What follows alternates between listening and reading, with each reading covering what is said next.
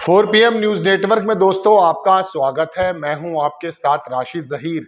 महाराष्ट्र में एक ऐसा रण शायद आपकी नजरों के सामने आ सकता है जिसकी उम्मीद बहुत कम लोगों ने की है। सूत्रों से खबर है, कई सारे न्यूज चैनल पर चल रही है कि शिंदे नाराज बताए जा रहे हैं और शिंदे की नाराजगी का अगला कदम यह बताया जा रहा है कि शरद पवार शायद इसके अंदर कोई भूमिका अदा करने वाले हैं। आपको मालूम है दोस्तों कि अमित शाह बराबर महाराष्ट्र के चक्कर लगा रहे हैं। पिछली बार हुआ यह है कि अमित शाह 2 दिन यहाँ रहे। सूत्र ये बताते हैं कि शिंदे से मिलने के लिए भी उन्होंने अपनी इच्छा जताई, लेकिन शिंदे लगातार 2 दिन तक बहाना करते रहे और अमित शाह से नहीं मिले। अमित शाह से ना मिलने का मतलब समझते हैं क्या है? प्रधानमंत्री से ना मिलना लगभग। शिंदे की नाराजगी कई वजहों से है और शरद पवार इसमें किस तरह से धुरी बन सकते हैं ये मैं आपको बताने जा रहा हूं। पहले खबर यह है दोस्तों कि अमित शाह कई बार दौरे कर चुके और हर दौरे के अंदर उनको उम्मीद ये होती है कि इस बार सीटों का बंटवारा हो जाएगा, लेकिन अजीत पवार ने जिस तरह से अपनी शर्तें पहले रख दी थी, अब शिंदे की जो ये खामोशी है ये उस आने वाले तूफान की निशानी बन सकती है जो कि मैं आपको बताने जा रहा हूँ। सूत्र ये बताते हैं, मैं आपकी स्क्रीन पर लगाता हूँ कुछ जगहों की खबरें कि उसके अंदर यह बताया जाता है कि शिंदे नाराज हैं। आप अगर देखेंगे ये शिंदे की तरफ से खबर है कि बीजेपी से नाराज हैं सीएम शिंदे। ये मैंने आपकी स्क्रीन पर लगाया, कई सारे टीवी चैनल्स पर हैं। शिंदे ने शाह से बनाई दूरी। अमित शाह 2 दिन रुके और मिलना चाहते थे अमित शाह एकनाथ शिंदे से, लेकिन पहले बताया गया कि उनकी तबीयत खराब है। दूसरी बात, वो सतारा से कहीं आए थे, किसी जगह से आए थे बहरहाल, लेकिन वो मिले नहीं है। अमित शाह से ना मिलना इस बात का सूचक है कि उनके दिल में कोई ना कोई नाराजगी है।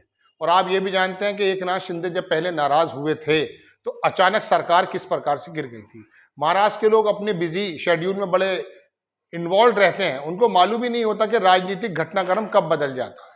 रातों रात उनकी सरकार बदलने का जो खेल हुआ है वो आप जानते हैं कि कितने दिन में निपटा, लेकिन किसी को मालूम भी नहीं था कि इतने सारे विधायकों को अपनी तरफ करके शिंदे यहाँ से निकल जाएंगे सूरत और सूरत से निकल जाएंगे आसाम, और जब वापस आएंगे तो वहां पर वो भारतीय जनता पार्टी के बनेंगे मुख्यमंत्री, मतलब उनके समर्थन से। खैर, मैं आपको इसके पीछे थोड़ा पस मंजर बता देता हूं।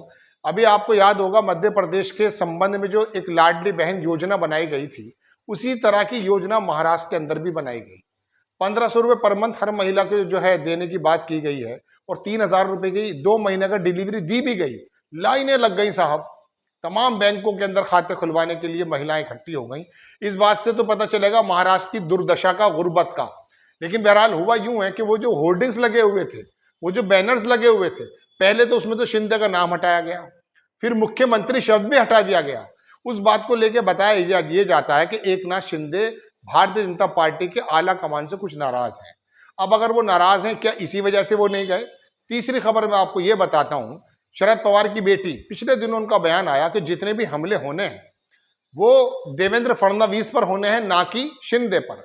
तो उसी वक्त से कयास ये लगाए जाने लगे थे कि उद्धव ठाकरे तो चूंकि वापस लेने को सबको ही मना कर चुके हैं, लेकिन शरद पवार इसमें एक धुरी बन सकता है। और अब चुनाव के बारे में और राजनीति के बारे में किसी को कोई कयास नहीं लगाने चाहिए। नीतीश कुमार जब छोड़कर गए थे उस दिन मुझे अंदाजा हो गया था कि राजनीति में कोई भी बंदा अपनी बात पर कभी नहीं टिक सकता। हालांकि आप सोचेंगे कि नीतीश कुमार तो कई बार पलट चुके हैं, उनके हर बार पलटने में कोई ना कोई रीजन था, लेकिन इस बार अपनी महत्वाकांक्षा के चलते जो उन्होंने वहां बिहार में सरकार गिराई और बल्कि इंडिया गठबंधन बना करके उसको तोड़फोड़ करने की कोशिश की, उसके बाद तो वाकई राजनेताओं से यकीन हट जाएगा, आपका भी हटता होगा। ये बात अलग है कि डेली रोजमर्रा की जरूरतों में आपको इन राजनेताओं के खेल का, इनके पाखंड का पता नहीं चल पाता है। हमारी जिम्मेदारी बनती है। अब हमारे साथ प्रॉब्लम क्या है कि एक धड़ा जो है वो मोदी जी की तारीफ करने लगता है, बहुत बड़ा धड़ा, और एक धड़ा जो है मोदी जी की योजनाओं की बुराई करने लगता है। लेकिन बात यह है कि सत्ता की तारीफ करना जर्नलिज्म का अधिकार नहीं है, जर्नलिज्म की ड्यूटी नहीं है। हमारा काम ही दरअसल सत्ता से सवाल करना है। कांग्रेस आई या इंडिया गठबंधन जब आएगी तो इसी चैनल पर आप याद रखिएगा, हम राहुल गांधी या इंडिया गठबंधन से सवाल इसी तरह से करते हुए दिखाई देंगे। लेकिन क्या राहुल गांधी इस वक्त किसी पद पर हैं जो उनसे पूछें? मोदी जी या सरकारों से ही सवाल होता है। खैर, राजनीतिक खबर यह है दोस्तों कि एकनाथ शिंदे की नाराजगी जो मिलने से मना कर दिया, सूत्र बताते हैं, कोई अखबार की कटिंग, कोई भारी नेता का बयान नहीं है। लोग कयास लगा रहे हैं कि अमित शाह आए और एकनाथ शिंदे नहीं मिले, इसका मतलब यह कि कोई खिचड़ी पक रही है, और महाराष्ट्र की खिचड़ी बहुत देर में यहाँ के लोगों को पता चलती है। हालांकि उत्तर प्रदेश, बिहार, उड़ीसा, ये बाकी जगहें जो हैं ये थोड़ी अवेयर रहती हैं, इनको मालूम पड़ जाता है। लेकिन हमारी भी जिम्मेदारी बनती है कि जो कयास राजनीति क्षेत्र में, चूंकि महाराष्ट्र में चुनाव है, इसको लेकर के उठापटक है, सीटों के बंटवारे का मामला है। भारतीय जनता पार्टी ये चाहती कि ज्यादा से ज्यादा सीटें उनके पक्ष में आ जाएं, और जाहिर सी बात है आनी भी चाहिए। लेकिन एकनाथ शिंदे ने 2024 में जो भारतीय जनता पार्टी की गत हुई है, मतलब 2 हिस्से सीटें उनके घट गए। इतनी ज्यादा उम्मीद नहीं थी कि उत्तर प्रदेश में इतना नुकसान होगा, महाराष्ट्र में इतना नुकसान होगा, लेकिन हुआ। तो एकनाथ शिंदे भी उनको थोड़ा सा दिखाने लगे कि आपका वो कद महाराष्ट्र में नहीं है जो आप सोच रहे थे। और ऊपर से पिछले दौरे में आकर के अमित शाह ने काम ये भी कर दिया था कि उन्होंने 2029 के बारे में कहना शुरू कर दिया था कि हम लोग फुल बहुमत से आ रहे हैं। अब जो बंदा 2029 के बारे में, अपनी पार्टी के बारे में कह रहा है, कि उसकी उम्मीद दिल में ये नहीं होगी कि 2025 में भी, 24 में भी उन्हीं की सरकार बन जाए।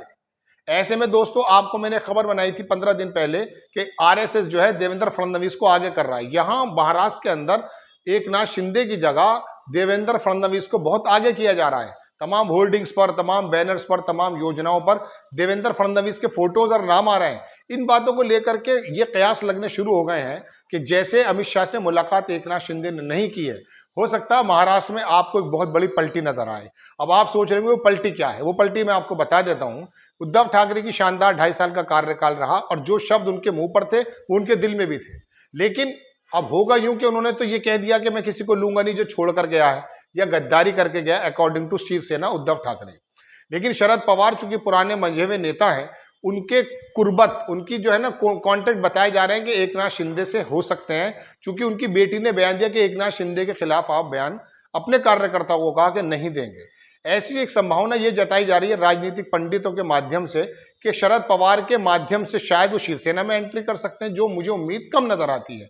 लेकिन अगर वो एनसीपी के में चले गए, चूंकि एकनाथ शिंदे की शिवसेना का नो डाउट सांसद उनके आ गए हैं 7 या 9, लेकिन उसके बावजूद भी उनका जो वजूद है वो कोई विधानसभा में ऐसा नहीं है कि वो पूरे महाराष्ट्र में सरकार बनाने जा रहे हैं। और भारतीय जनता पार्टी की जो हरकतें वो पता चलती जा रही हैं, बहन योजना में नाम हटा दिया जाता है, फोटो हटा दिया जाता है ना, और देवेंद्र फडणवीस को आगे किया जाता है। इन तमाम चीजों से ऐसा लगता है दोस्तों कि शायद एकनाथ शिंदे आने वाले वक्त को भांप गए, और एकनाथ शिंदे वाकई समझदार व्यक्ति है, इसमें कोई दो राय नहीं है, साबित उन्होंने कर दिया। खामोशी से जितना वो उठक पटक कर चुके हैं पूरे देश ने देखा है। तो हो सकता है भविष्य में आपको महाराष्ट्र के अंदर एक बड़ा परिवर्तन नजर आए, उम्मीद की जा सकती है। इस मुलाकात ना करने से ये कयास लगाए जा रहे हैं। आपको खबर कैसी लगी अपनी राय कमेंट्स बॉक्स में जरूर दीजिएगा। चैनल को सब्सक्राइब कीजिएगा, शेयर कीजिएगा। नेक्स्ट टाइम में किसी खबर के साथ हाजिर होता हूं। जय हिंद।